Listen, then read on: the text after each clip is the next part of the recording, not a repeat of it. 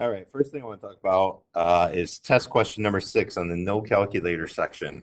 This was part C, and we only need to do part 3 on it. So it says, for each of the following limits, find the value or explain why it does not exist. So this it is the key word. So in this one, we're not actually trying to find a limit. This, what it's saying, is really f prime of 5. So it's asking us, what is the derivative at 5? Do not get this confused with if it said the limit as x approaches 5 of f of x. Yeah, then we would have been doing the limit. But for this one, it's saying with our limit notation as h approaches 0, really what it's asking is what is the derivative at 5? So if we look over here, the derivative at 5, there's a jump discontinuity. So our derivative at 5 does not exist. This is a jump discontinuity. So for today, we're going to start talking about 3.6, which is the chain rule. So the chain rule now lets us evaluate functions that are compositions of functions. And remember, a composition would be like f of g of x, or we could write it as that fog f of g of x. And we're going to take now derivatives of compositions of functions. We're going to use what's called the inside-out rule, and that's not official terminology for outside-in. You'll just hear me say it over and over. Derivative of the outside times the derivative of the inside, or derivative of the outside, inside stays, times the derivative of the inside. Then we can also get into repeated use of the chain rule. If we have more than 2 functions going on, so say we have f of g of v of x or something.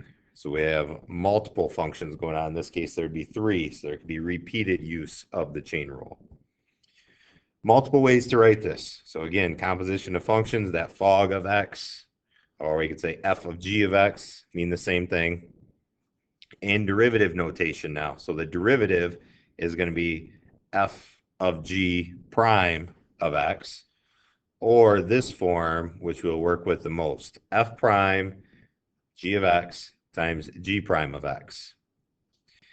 If we want to think of g of x being some value u, well, then we could say instead of f of g of x, we would just say f of u.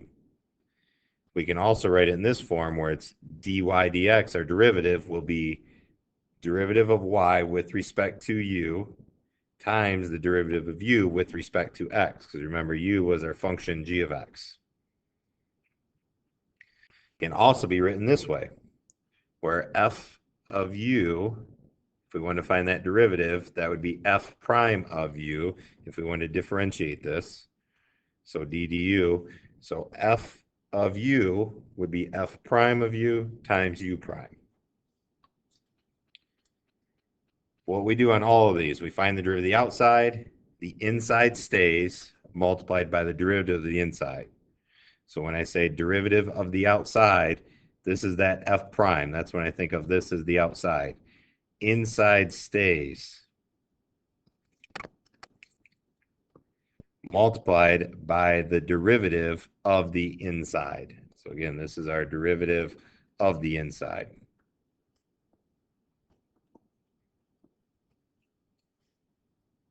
Let's take a look at a couple examples. If we had y equals 2x minus 7 raised to the 7th power. All right, again, we're working with some f of g of x, if we want to think of it that way. So I could say g of x, my function is 2x minus 7. And I'm going to say my u, I'm just going to classify that as u, is 2x minus 7.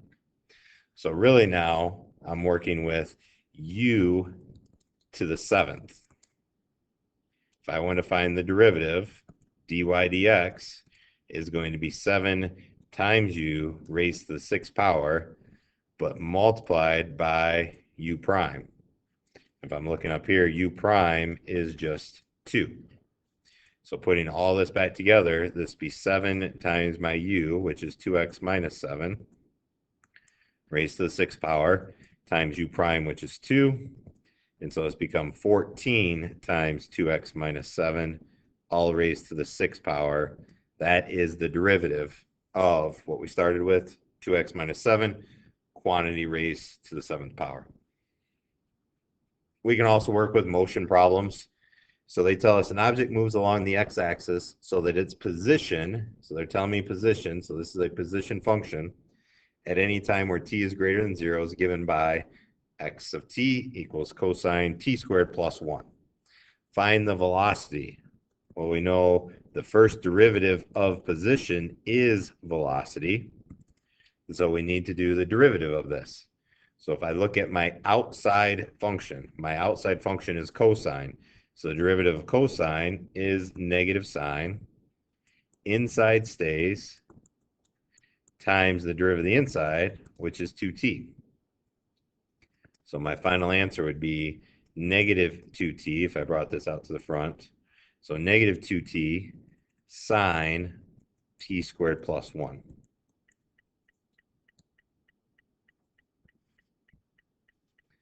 Another one, if I want to work with a fraction, and we can also, if we have a fraction, we don't necessarily have to do quotient rule every time. We can write this as the same as 1 over sine of x cubed. Instead of having x cubed, we can bring that up as a negative exponent, and so it'd be sine of x to the negative third. So now if I want to find the derivative of that, I'm going to have negative 3 sine of x raised now to the negative fourth power, multiplied by the derivative of the inside, derivative of sine, which is just cosine of x. And so rewriting this with positive exponents only, I would have negative 3 cosine of x, bring this down to the bottom, so sine of x raised to the fourth, and then we could write this as negative 3 cosine of x, all divided by sine to the fourth x. Show, meaning prove, that the derivative dy dx is 12 sine of x divided by cosine to the fifth of x if y equals 3 times secant to the fourth of x. All right, constant multiple rule lets me, the 3's is going to come along. Secant to the fourth, I would write as secant of x quantity to the fourth. And now we can start doing our chain rule. So dy dx is going to be equal, 3 is just coming along. Bring the 4 down. Inside stays. Now this is raised to the third power. Times the derivative of secant of x is secant of x tangent of x.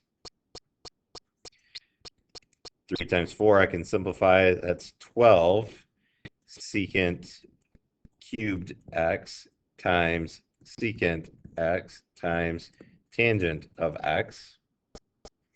So I can write that as 12 secant to the fourth x tangent of x. I want my answer to be in terms of sine and cosine. So this is 12 times 1 over cosine to the fourth x times tangent, which is sine of x all over cosine of x. So I can rewrite this now as 12 sine of x all over cosine to the fifth of x.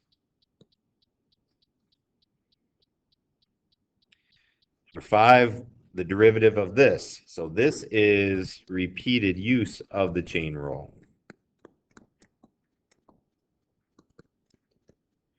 We have actually 3 functions going on. I have tangent of something. I have 5 minus the sine of something. And then I also have 2t. So there's 3 functions going on with this. So this is where that repeated use is going to come in. But again, we treat it the same way. So the derivative of the outside, derivative of tangent is secant squared of inside stays 5 minus sine of 2t. Now I start to work on the inside. Derivative of 5 is 0. So it's negative sine that I'm trying to find the derivative of. Derivative of negative sine would be negative cosine of 2t. That stays. And then lastly, derivative of 2t is just 2. So I can bring the negative out front. I'll bring the 2 out front. And so I'm going to have -2 secant squared of 5 minus sine 2t times cosine of 2t. Then the last one, the derivative. Whenever I'm working with radicals, I always write these with rational exponents as I'm working through the problem. And so this would be sine of x squared all raised to the 1/3 power. So when I do my derivative, dy dx is going to be equal to 1/3 inside stays sine of x squared raised to the -2/3 because we subtract 1 from that exponent times the derivative of the inside. And so the derivative of sine is cosine x squared stays times the derivative of x squared, which is 2x. And so we end up with 2x cosine of x squared all divided by 3 times the sine of x squared raised to the positive 2/3 power. If I want to write it back with a radical, numerator stays the same,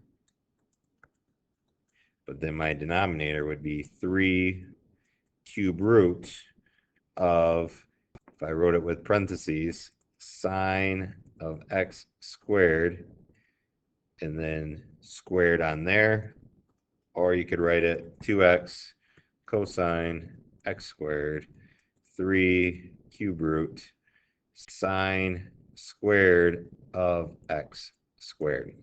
Either of these two are at the bottom, I'd accept for a final answer. So our assignment 3.6 is in Math Excel, due Monday by midnight.